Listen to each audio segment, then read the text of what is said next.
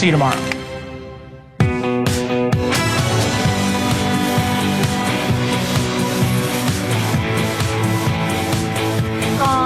It is officially on, and I couldn't be more excited. I know that sounds weird when you're talking about a Reid trial, but we are talking about Karen Reid, my friends.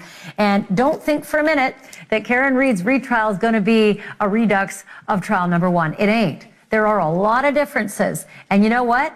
We decided to go back and pick up all the ammo each side has against each other so that we could lay it all out for you.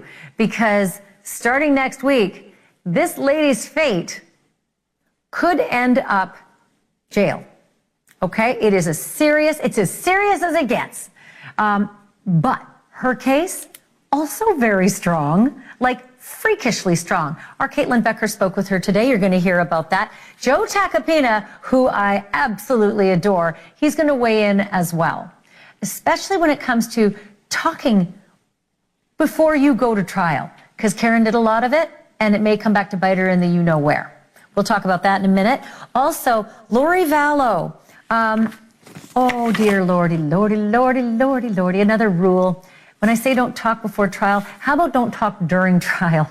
As in, don't talk as your own lawyer. Because this lady seems to think she's smarter than everybody else in the room. Acting as her own lawyer, there's been mistake after mistake after mistake, and she messed it up again today. Just resting her case. That didn't even get done. Because she wants to reserve the right to sleep on it over the weekend, to maybe, please dear God, say yes, examine herself on the stand. Can you imagine what it would be like if she decides to take the stand and as her own lawyer has to ask herself questions? Oh, please, oh, please, oh, please, oh, please, oh, please let it happen, just for the television aspect of it, not for her defense. Because I think we all know where I stand on that. So you're going to hear about that today. But then there's a guy who's going to join me, who I have been trying for 5 years to wrest information from. But as the lead investigator in Lori's other murders, he wasn't allowed to talk to me, and he was really good at staying quiet. But tonight, he gets to open the floodgates and tell me all sorts of secrets that he wasn't allowed to talk about before. I cannot wait for you to hear from this person. That's coming up ahead. And then also, absolutely heart-stopping video that, first of all, left me floored, but then left me very, very angry. Take a look at this. It's a cop.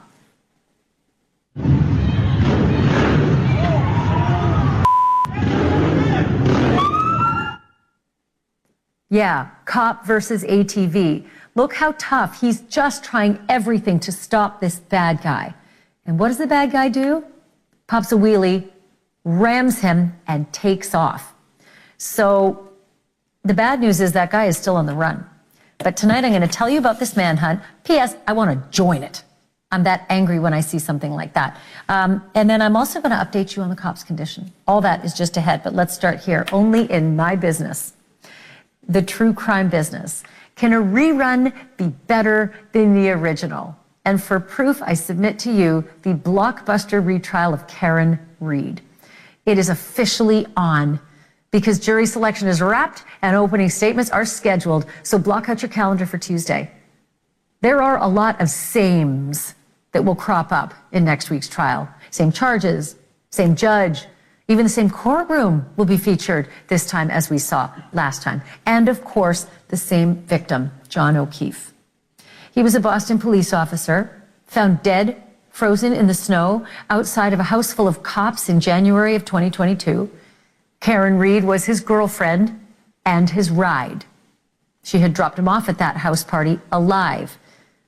But what happened after that is what these trials, plural, are all about. Prosecutors say Reid put her SUV in reverse and gunned it right into John O'Keefe before driving off and leaving him to die in the snow. Karen Reid says her boyfriend was killed inside that house party and that she is being set up to take the fall. Her first jury could not decide, and they deadlocked on 2 of the counts against her. So why am I so convinced the second trial is going to be different? Well, for one thing, a juror from trial number 1 is now part of trial number 2 as her defense team, which in itself blows my mind, but that juror also happens to be a lawyer, so what a fit. There is also a new prosecutor on deck, and the new jury is apparently going to hear from Karen Read herself this time, whether she takes the stand or not, and I'm going to get to that in a hot minute. But first, what does the Commonwealth have on Karen Read? And what ammo does Karen Read have to fend off their attacks? Well, let's start there with Karen Read's case. So the victim's injuries, they're odd. To say the very least, they are odd. One expert says they don't even match a car accident at all. Another says marks on John O'Keefe's arms look like dog scratches and bites. And yes, the owner of the home where John O'Keefe died did indeed have a German Shepherd, a dog that the owner of the home, Brian Albert, curiously gave away just a few months later, rehomed Chloe the dog.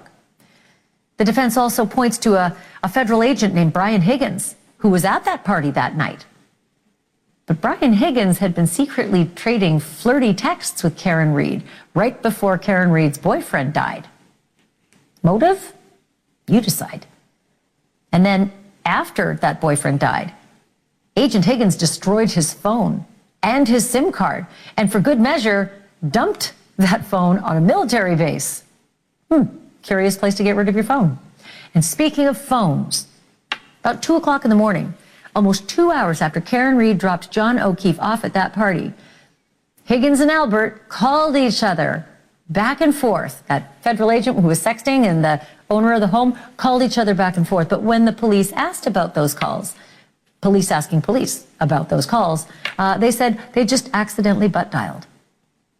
Speaking of butt dialing was apparently an epidemic that night because another partygoer named Jen McCabe called the victim's phone repeatedly around the same time, 2 a.m., long after Karen Read had already dropped him off. And her answer as to why she called repeatedly to the victim? Butt dials. Butt dials. 2 a.m. butt dials. Rampant. Karen Read says those were not butt dials. Karen suggests that those calls were an attempt to find the victim's phone, dial it, listen for it ringing, and then cover their tracks.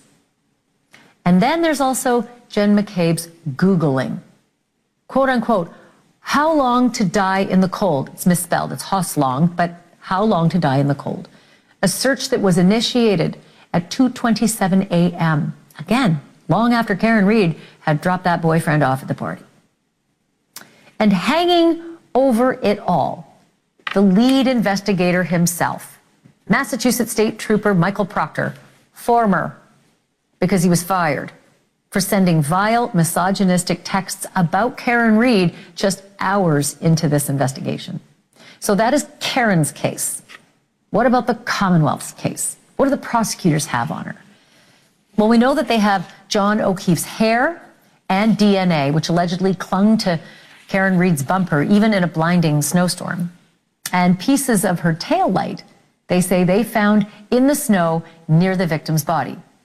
Though they sure did have trouble finding those bright red pieces in the snow because it took hours and days for them to actually get all those pieces. And there are plenty of excuses as to why Karen Read's taillight might be broken that would be other than hitting someone. And now there's another potential game changer for the state. Karen Read's own words. Karen Read's done a lot of interviews, even a docuseries. The prosecutors say those words can and will be used against her. 44 clips worth. We don't know exactly which clips they plan to play in court, but some of them may come from that new investigation discovery docuseries called A Body in the Snow. I remember everything. I said, could I have hit him? Did I hit him? I mean, I'm not as clear as I would be if I hadn't been drinking. I mean, I had drank, so, and that led me to question, like, could I have hit him? Did I run over his foot or hit him in the knee? Did I incapacitate him? Well, those are questions that are pretty intriguing for a jury, especially if you're not even sure. Because back then, you should have been sure, because now you seem to be sure. So how does Karen Read herself feel about those clips coming into the case? How do you feel about Hank Brennan planning to use your interviews in his opening statement? Come at me. That's what your dad said. You sound like your dad. I may have seen it. I would not have said anything that I wouldn't say again. Today, both sides were back in court for a final hearing on evidence and witnesses, and our national correspondent Caitlin Becker was at the courthouse in Dedham, Massachusetts for all of it. She even spoke with Karen Read today. That's the first thing I want to ask you is what did you ask her and what did she say, Caitlin? You know, Ashleigh, Karen is always really good about talking to the media outside of the courtroom. She sets everyone up. She knows where they're going to be, and she makes it a point to communicate with us. And going into this a second time around, I wanted to know from her perspective how she was feeling, where her mindset was for round two. Take a listen. Do you feel different this time around versus last time? I feel a little more tired, but I feel strong. I feel stronger every day. It's just that the scar tissue grows back thick. You know, Ashleigh, what was interesting about her response there is that Karen always puts on a pretty happy face on her way into court. She's really as jovial as you can be considering the circumstances, but her answer to me seemed very real, that going into this a second time, she's more tired. She seemed a little exhausted, but was trying to keep a strong face and a stiff upper lip heading into this again.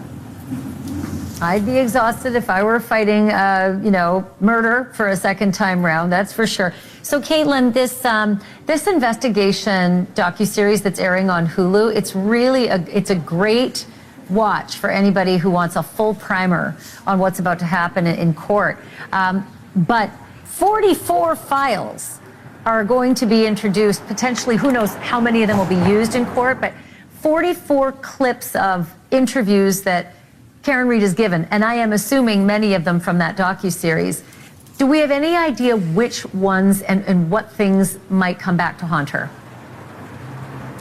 We don't know exactly which ones, but as you said, she has spoken to the media a lot of times. That docuseries, of course, looms large because it is so recent and so comprehensive from Karen herself, but the defense team said that it was at least 44 clips that were handed over as potential options for the prosecution to learn. What we do know is that a 15-second clip of something that Karen has said in public will be used in opening statements on Tuesday. So the jury will hear from Karen Read in her own words, despite the fact that she may or may not testify. Now, Karen's team also has heard that clip. They are aware of what the clip is, but when we asked her outside of court if she could share what exactly it was, she said that she couldn't tell us. It actually sounded like she wanted to, but she did defer to her attorneys to make sure that she couldn't actually share that with us. So we'll have to wait and see opening statements, what they will use. But it's interesting that she does, of course, have the option to testify in her own defense. She may or may not do that. But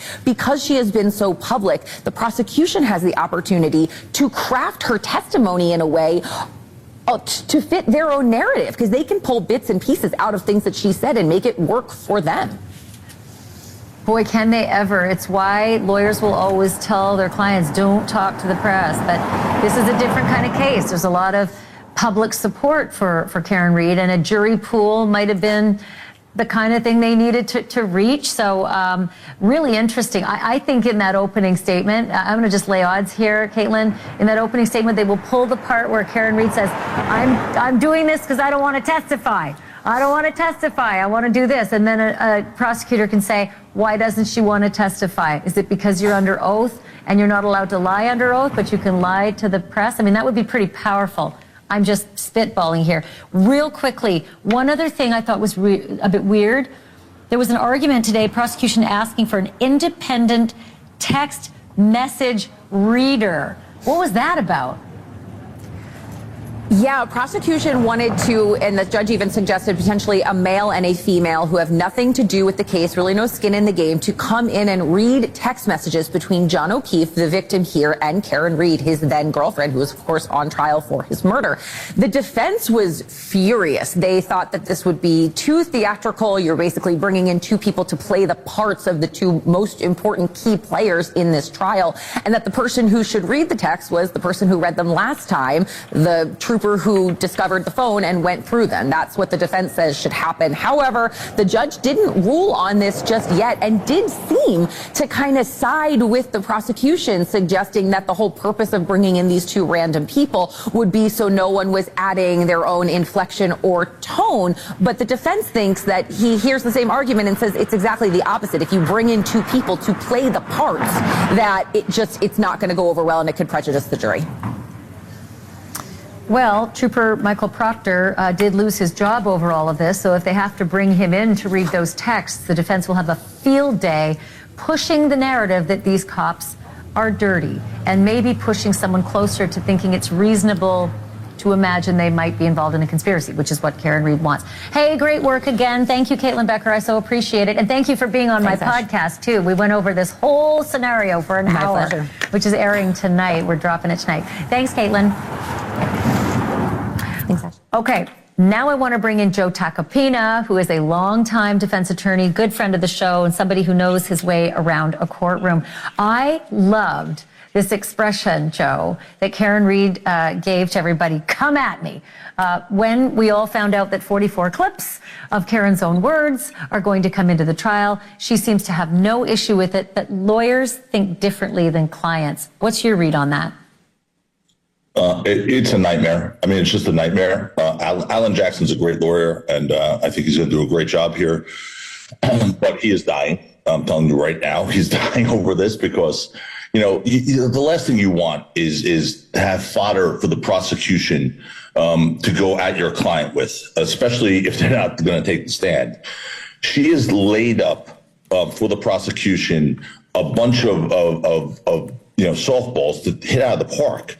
I just, some of the clips I saw already, including the one, Ashleigh, you just referenced, that's a huge one. I'm doing this so I don't have to testify because I don't want to testify. Oh, yeah, it's easy to sit in front of a TV camera and give your side of the story without being cross-examined in front of a jury. Real easy to do that, but she won't testify. It almost forces her hand to have to get up on that witness stand. Then that little line that she said about, I was so intoxicated, I don't remember, I may have hit him. I don't really know for sure. She knows for sure now she didn't hit him. That reeks of fabrication. And so this is what happens when you go out there and give multiple statements when you don't have to. These were not compelled statements. This was her doing her thing. Now, look, she got a wealth of support out there. Obviously, there's a great group of supporters out there, and this should be. I understand. This case is larded with reasonable doubt. Ashleigh, it's larded with reasonable doubt. But you just made yourself a much bigger problem than you had to have by doing this. I mean, this was really uncalled for, and it really does give the prosecution, this prosecutor, the new prosecutor, is a special prosecutor, is a defense attorney, which means he actually knows how to cross-examine, knows how to try cases, and is going to use this stuff to his advantage. It's devastating for the defense. Don't let her. Let me ask you this though. Come on, they're going to come at her. Don't worry. This one is different, right? This case is certainly different than a lot of the cases that we've seen. It's so high profile. There's this crazy crowd outside screaming and yelling so loud that the judge had to move the buffer zone back because last time the jurors could hear the screaming during deliberations. Let's do the weighted scale here. Is it worth it for Karen Read to have done the documentary? Because my assumption is she got the go-ahead from Alan Jackson to do it. She would not have done anything crazy on her own like that. Would it have been worth it to do that, to get her message out there to the entire jury pool, versus the disaster that it is, knowing full well those words could and would come back into court? I don't think so, because, you're going to get a jury of 12 now who are going to decide her fate. And the judge is going to tell them, whatever you put outside of court, it doesn't matter. And look, we're all human beings. You can't unring that bell. You know that. Yeah, you can't unring the bell. But you're going to be in a courtroom now. And jurors, I find, take this stuff seriously. They take it seriously when they're in the well of a court, and they're debating, whether someone is going to jail or not, or there's a victim and someone needs justice or doesn't get justice, whatever. But so I think they take it seriously. So now they're going to hear, if any of these jurors have been so persuaded by these documentaries that they're so biased for Karen, I don't think they're going to be on this jury unless they're stealth jurors, unless they're jurors who are completely dishonest jurors who are just saying, I don't have an opinion one way or another, but they really do have an opinion. So the jurors who actually make it onto the jury, assuming they're being honest, are the ones who haven't formed an opinion so strongly one way or another. So the documentaries haven't really done much, but what it has done is given the prosecution enormous ammunition. They didn't have this in the first trial. They don't have Karen Reed saying, I don't want to testify. I'll give statements without cross-examination. Don't cross-examine me. What does that say? That says I'm afraid of the truth. They don't have her saying in the first trial, yeah, okay, I was so drunk, I may have hit him. I don't know if I hit him or not. That's horrible. I still think this case is a good case for the defense. Ashleigh, don't get me wrong. I also love the fact, Joey, I was just going to say, I love the fact that you're never allowed as lawyers to point out the fact that someone doesn't want to testify. Ladies and gentlemen of the jury, what does that tell you? You're not allowed to say that. Ooh. But she's saying it for them. So, yeah, I hear you. You have to come back. You have to come back and talk about this because it's getting underway on Tuesday. Can we book you again to do play-by-play? Whenever you want, because this is a reasonable doubt case. And when you're talking about a reasonable doubt case, there's probably not a better one than this one. There are so many reasonable doubts in this case. And that's why no matter what she has done to herself to weaken her case, they're going to be okay. I love how you think. And I want to start doing a segment about what watch you're wearing. Because there's a lot going on. The media, I've heard about that, all the bloggers and the internet are going bananas over whatever watch. What's the watch tonight? What is it? Swatch. Swatch. Oh my goodness. Leave me alone. It's late. I'm on trial right now. It's just whatever. Leave me alone. I love it. Joe Tacopina, thank you. I'll leave you alone right now. I appreciate it. Coming up next, Another moment of crazy in the murder case against Lori Vallow in Arizona. Representing herself, she seems to struggle even with resting her own case. But no matter, because I just snagged an interview with the lead detective in her first murder trial, and he is finally allowed to reveal secrets that he couldn't tell me back then. He is live with me next.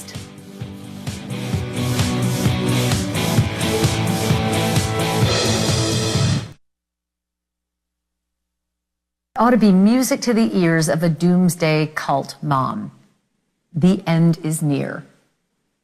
Sadly, I don't mean the end of the world for her sake, but I do mean the end of her trial, Lori Vallow's murder trial in Arizona. She is accused of plotting with her late brother to kill her fourth husband. And today the prosecution rested. And Lori Vallow, representing Lori Vallow, she tried to rest too, but she messed it up. She told the judge that she doesn't plan to call any witnesses, but wants the weekend to decide if she'll testify herself on Monday. But that is when closing arguments were scheduled. And oh, what a spectacle it would be if Lori gets to stand up on the dais and swear in and sit down and ask herself questions. Right? Oh, this judge, he's got the patience of a saint. Anyway, Monday, we'll find out. So she didn't rest. She wanted to rest, didn't rest, hasn't rested. That's going to happen Monday. But please, God, please take the stand and ask yourself questions.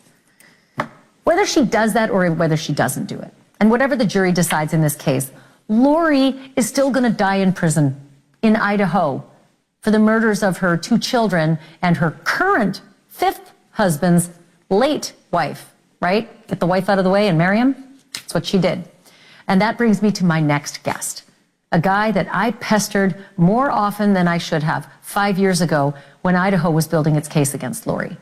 Back then, he was Lieutenant Ron Ball, the lead investigator on the case, and the toughest nut to crack. He wouldn't tell me a dang thing.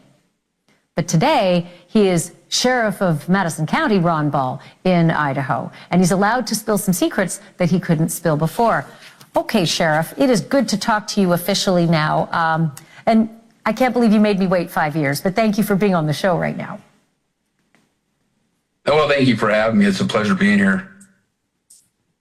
Okay, so let's talk about first what it's like, because you were down in Arizona.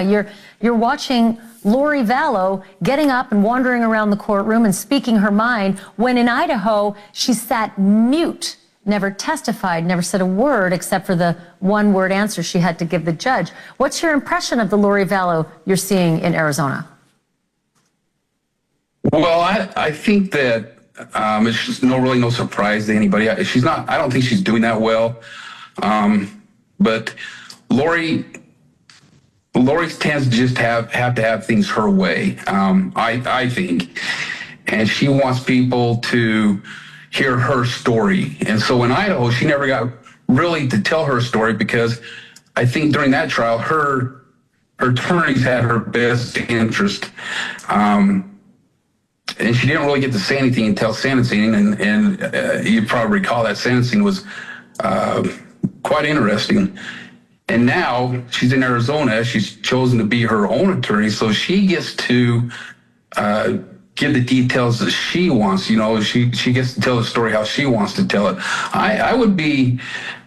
I'm extremely interested to see how she closes this thing out, whether or not she does testify or, her closing statement. Yeah, like I said, please God, for the television sake of it, I want to see it. For her defense, terrible idea. Can we talk about the day that her fifth husband, current husband, Chad Daybell, co-defendant and also convicted of the triple murder and on death row, the day that Chad Daybell was arrested and you were there at his house, you all showed up with warrants looking for the bodies of these two children of Lori's, JJ and Tylee. Can you tell me some of the secrets you're allowed to tell now that you were not allowed to tell anybody before? I don't know if there's a whole lot of secrets. I mean, we've had now 2 trials involving that search that day. There is one thing that hasn't got to be mentioned is when we were on that property searching, and right after we found JJ in his grave, Chad left. He'd been across the street at his daughter's house. He got in his vehicle, was driving down the road, and so patrol officers or surveillance officers we had at that time watching him pulled him over, and myself and Detective Ray Hermosillo, also lead on this case. We went there to where he was stopped, and I had the opportunity to go up and talk to Chad, and I said, Chad, you're being detained right now. We found JJ, and I think we're going to find Tylee. And he was shaking his head in the affirmative, and I said, I know you came from your daughter's house. Is there anything that you want me to go back and tell him? And this comment from him struck me odd because he said, I've already told them that I'd probably be going to jail today. And it was kind of an eye-opener for me at that time, because it's really the first time he's said anything about that. It was almost a confession. It's probably the closest we had to any type of confession from Chad.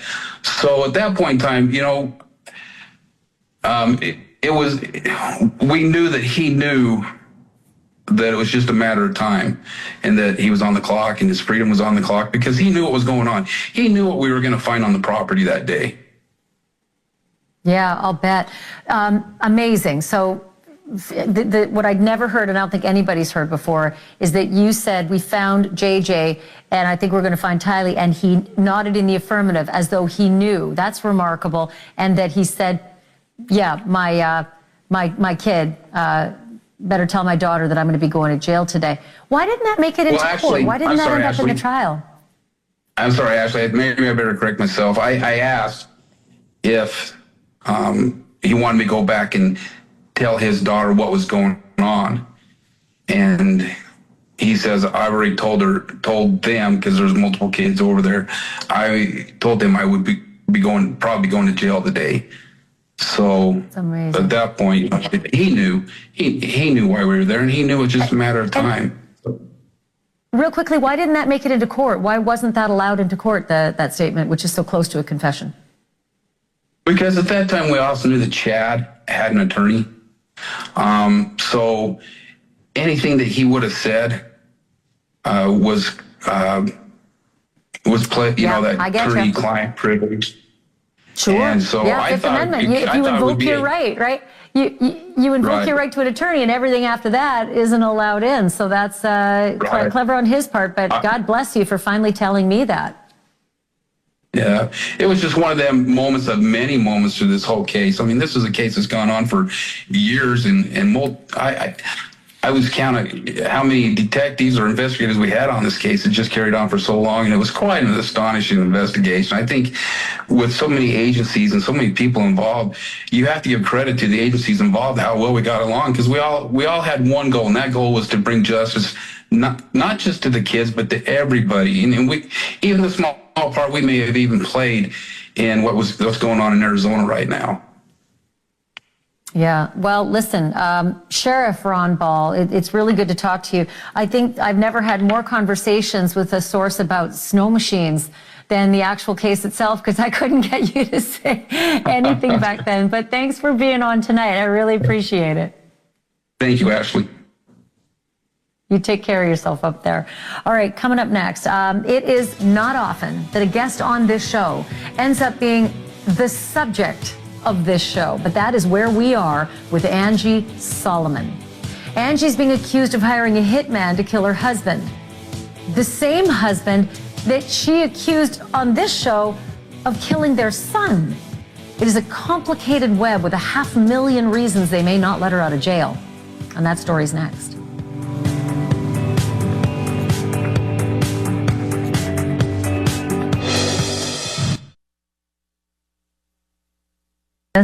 But if you get it in your head to hire a hitman, don't. For so many reasons. One of which is that hired gun you're spilling your guts to more than likely is a cop. Almost guaranteed. That's allegedly why a former Tennessee news anchor named Aaron Solomon is still alive and kicking tonight, and why his ex-wife Angie Solomon is sitting in jail. Police say that Angie had it in for Aaron for a long time, and that she told her quote-unquote hitman that her ex-husband's death would open up access to a trust fund for their daughter. But Angie was telling a whole other story to me on this show just a year ago, February, when she appeared live. Back then, she was accusing her ex-husband, Aaron, of a bizarre killing. The couple's own son, who died when his own SUV mysteriously rolled over him. Back in 2020, Angie said that Aaron had something to do with it. He was never charged with anything, but I know it is a lot to take in. Thankfully, reporter Audrey Franklin from our Nashville affiliate, WKRN, has the backstory. According to Franklin police, Ashleigh Solomon offered an undercover officer money and her car as collateral, giving the officer a list of places Aaron might be in exchange for Aaron Solomon to, quote, disappear and to be put underground. Now Ashleigh is in jail on a $500,000 bond. That's the question, is who is Aaron Solomon? Who is he really? Ashleigh spoke with NewsNation 1 year ago, accusing her ex-husband of killing their son Grant in 2020. Grant's death was ruled an accident after he was run over by his own car. The Sumner County DA has said there was no criminal act in Grant's death. From my personal experiences with my father and witnessing how he treated my brother, it is very reasonable for him to be responsible for the death of my brother. 3 years ago, the Solomon's daughter, Gracie, released a YouTube video accusing her father of sexually abusing her. Aaron Solomon has not been charged with the crime. We've had a history of domestic violence, our family, the three of us, Grant, Gracie, and I. News 2 found court documents from 2014, which state Ashleigh Solomon continues to make baseless allegations of abuse against Mr. Solomon, sexually and otherwise. The documents also say a temporary restraining order was placed on Ashleigh, and she was only allowed 6 hours per week to visit with her children. The documents cited Ashleigh's mental health issues several times.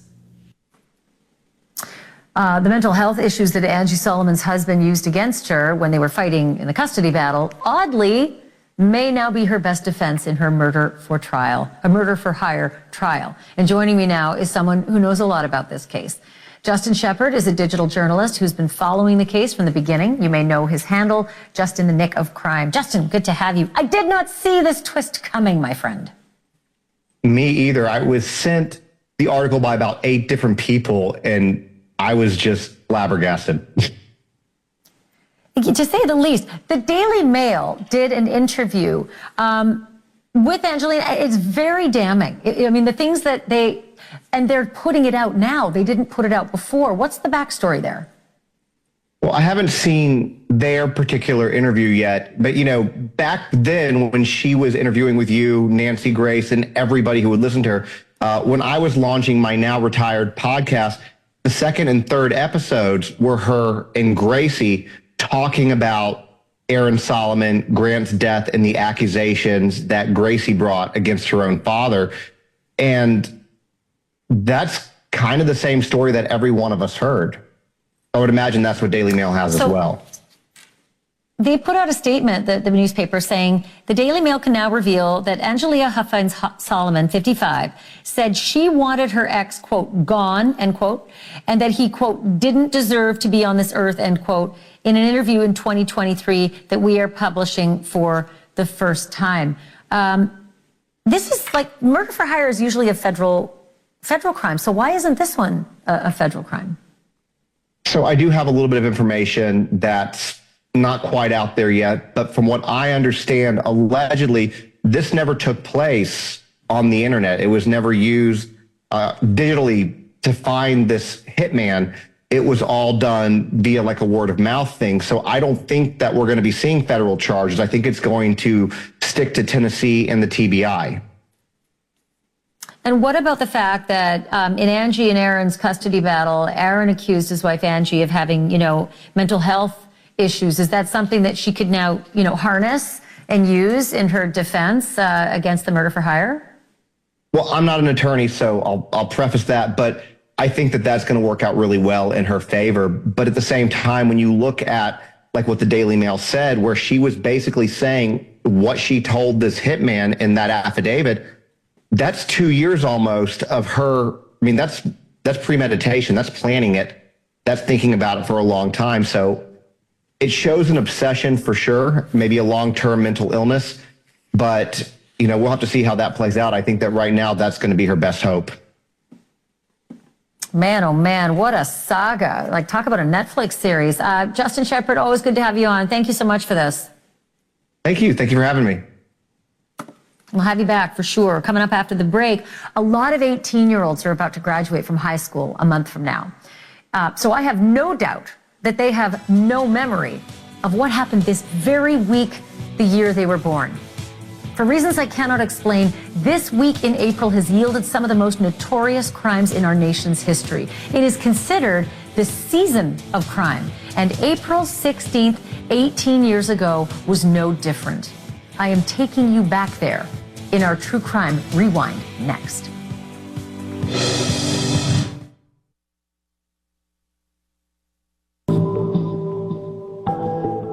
Here's a mystery for you.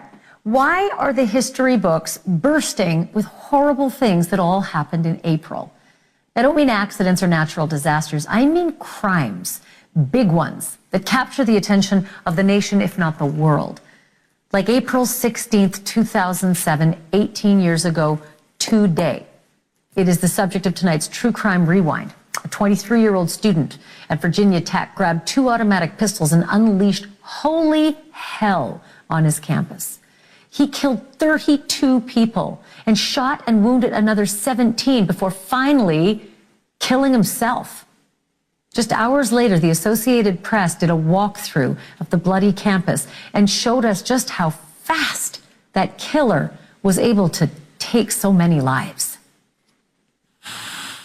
Joe Sung-Wee's final hours before becoming a murderer began here at Harper Hall, inside the suite he shared with several other students who had no idea what was to come.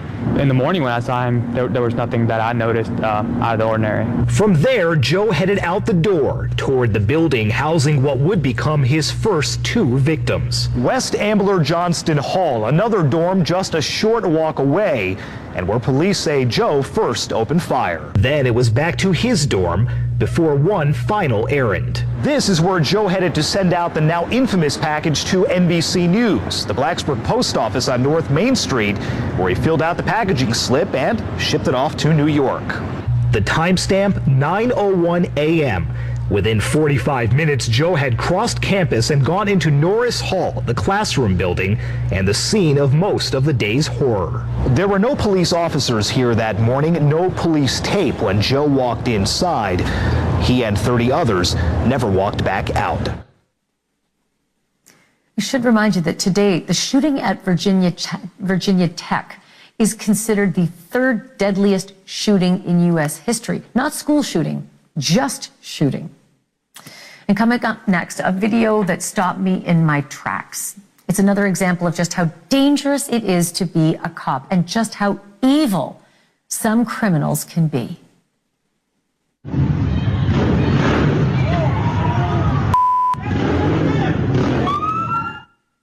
That is a cop in Kansas City mowed down by the driver of that ATV, a driver who took off and tonight who is still on the loose. I'll tell you how that cop is doing, and I'll have details about the manhunt for the coward who hit him. That's next.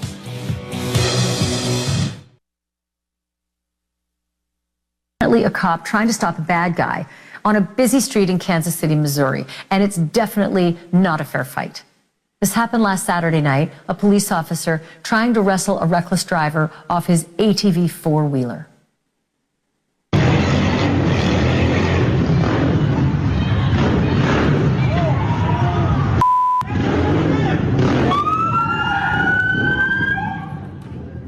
The unfazed driver just pops a wheelie and mows down that officer, leaving him crumpled in the street, and then he guns it down the road to make his escape. The good news first, even though the officer was and is hurt, he is said to be improving at home and should be back on the job soon, thank God. The bad news, the lunatic who hit him is still out there and on the run. Kansas City PD posted this picture on Instagram, hoping somebody recognizes the guy and does the right thing. It's hard to make out his face, but his ride was a green and black Yamaha Raptor 700. So if you